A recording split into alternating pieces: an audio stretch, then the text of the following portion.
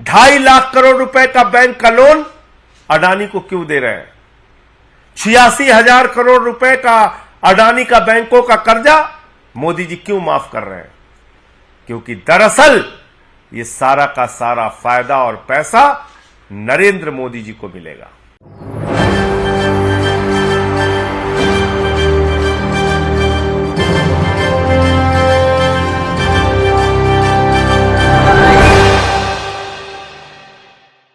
जी हाँ, 2024 के लोकसभा चुनाव से पहले क्या मोदी सरकार फंसती नजर आ रही है? साल 2024 के लोकसभा चुनाव से पहले क्या बड़े से बड़े घोटाले में फंस रहे हैं देश के प्रधानमंत्री नरेंद्र मोदी?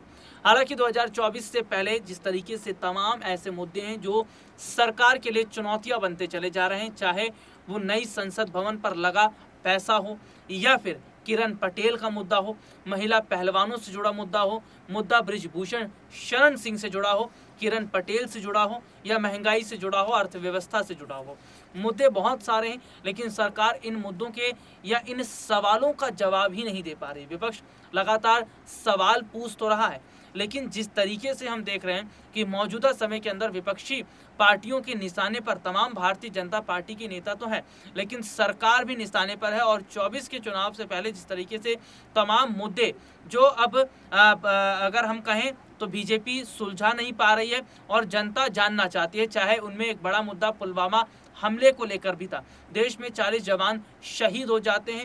उन जवानों की शहादत पर 2019 का चुनाव जिस तरीके से बीजेपी जीतती है, तो ऐसे में माना जा रहा है कि क्या वाकई तमाम मुद्दे अब चुनावों पर असर डालते नजर आएंगे? संजय सिंह क्या कुछ कह रहे हैं, देखिए रिपोर्ट।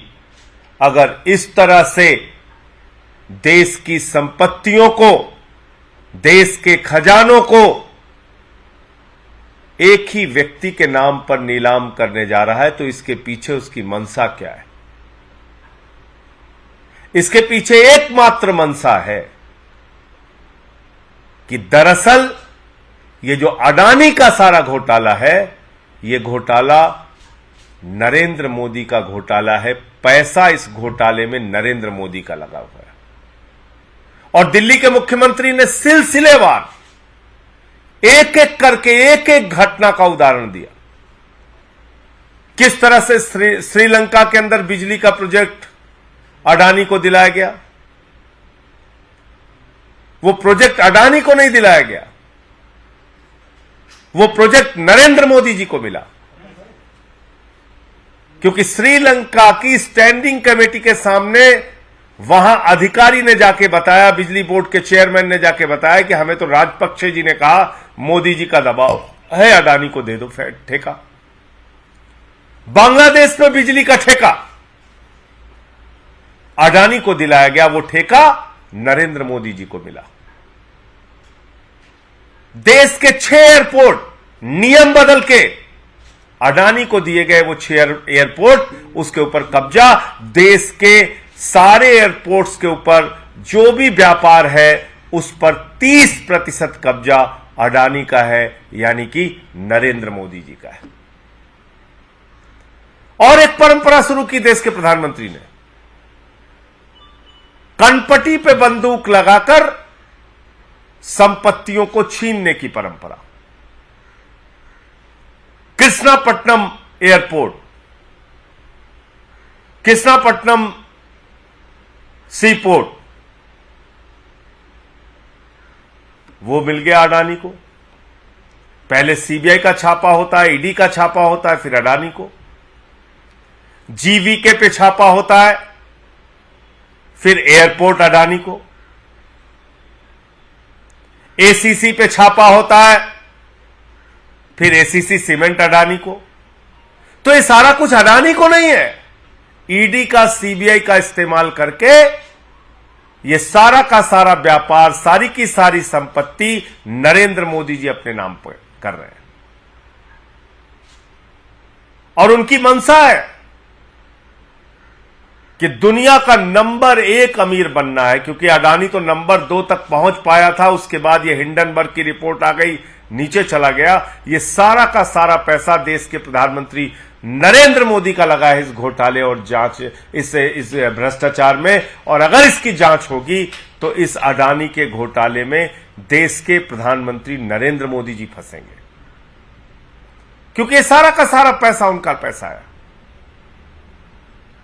इसीलिए अपनी सरकार की परवाह किए बगैर, सारी विपक्षी पार्टियों की आवाज की परवाह किए बगैर नरेंद्र मोदी जी चट्टान के तरह इस अडानी घोटाले में अडानी के साथ खड़े हैं। और उनको मालूम है कि अगर जेपीसी की जांच होगी, ईडी की जांच होगी, सीबीआई की जांच होगी, कितना भी बचाने की कोई कोशिश करेगा, लेकिन इसमें नरेंद्र मोदी जी भारत के प्रधानमंत्री फंसेंगे। देश में कोयला की खदानें,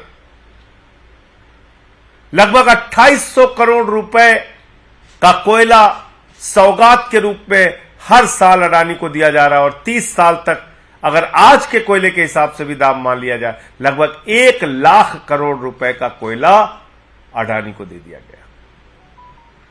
यह कोयला अडानी को नहीं दिया गया, ये भारत के प्रधानमंत्री नरेंद्र मोदी को दिया गया है। तो अब इस देश के लोगों को सोचना होगा, जो बात आज दिल्ली के मुख्यमंत्री ने की, अरविंद केजरीवाल जी ने की, कि आकाश से लेकर पाताल तक नरेंद्र मोदी जी सब कुछ अडानी को क्यों दे रहे हैं। 2.5 लाख करोड़ रुपए का बैंक का लोन अडानी को क्यों दे रहे हैं। 86,000 करोड़ रुपए का अडानी का बैंकों का कर्जा मोदी जी क्यों माफ कर रहे हैं।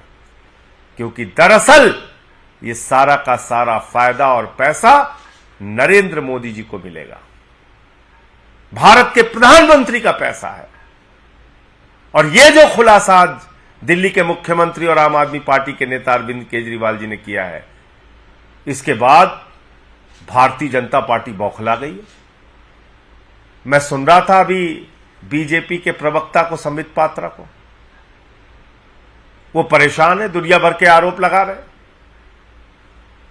अरे भाई, इन बातों का जवाब दो कि इतने बड़े बड़े घोटाले हुए, अब तक जेपीसी की जांच क्यों नहीं शुरू हो रही है। इसलिए नहीं शुरू हो रही है कि भारतीय जनता पार्टी के नेता और देश के प्रधानमंत्री नरेंद्र मोदी जी इसमें सीधे फंसेंगे। एक पते पर 6 कंपनी खोल के मॉरिशस से 42,000 करोड़ रुपए का काला धन अडानी के कंपनियों में लगाया गया। ये अडानी की कंपनियों में नहीं लगा पैसा, ये काला धन 42,000 करोड़ का ये नरेंद्र मोदी जी का पैसा है, और नरेंद्र मोदी जी की फैक्ट्रियों में, उनकी कंपनियों में लगा है। इसलिए भाजपाइयों, बौखलाओ मत, चिल्लाओ मत। संबित पात्रा जी, एक एक बात का जवाब दो। क्यों तुमने सीबीआई का, ईडी का इस्तेमाल करके अलग अलग कंपनियों के ऊपर अधिग्रहण किया? क्यों तुमने ये इतना बड़ा भ्रष्टाचार और घोटाला खुलने के बाद भी किसी प्रकार की जांच या जेपीसी की जांच शुरू नहीं कराई और उससे भाग रहे हो? क्यों आखिर प्रधानमंत्री के मुंह से इस अडानी घोटाले पर अब तक अडानी का आ भी नहीं निकला? ये सारे सवाल देश के लोग आपसे पूछ रहे हैं। धन्यवाद। ये रिपोर्ट आपने देखी जिसमें विस्तार से हमने अपने दर्शकों को दिखाया। तो जो तस्वीर इस वक्त की नजर आ रही है वो ये है कि विपक्षी पार्टियां 2024 के लोकसभा चुनाव से पहले मजबूत हो चुकी हैं। हालांकि विपक्ष की तरफ से अभी इस चेहरे का ऐलान नहीं किया गया है कि प्रधानमंत्री का चेहरा कौन होगा, लेकिन 2024 के चुनाव से पहले 2 से 3 नाम जो सामने आ रहे हैं, अगर उनमें से एक नाम पर भी मुहर लग जाती है तो क्या बीजेपी के लिए 2024 का रास्ता मुश्किल भरा होगा? आज के लिए इतना ही। आपसे फिर दोबारा मुलाकात होगी, तब तक ले जा दीजिए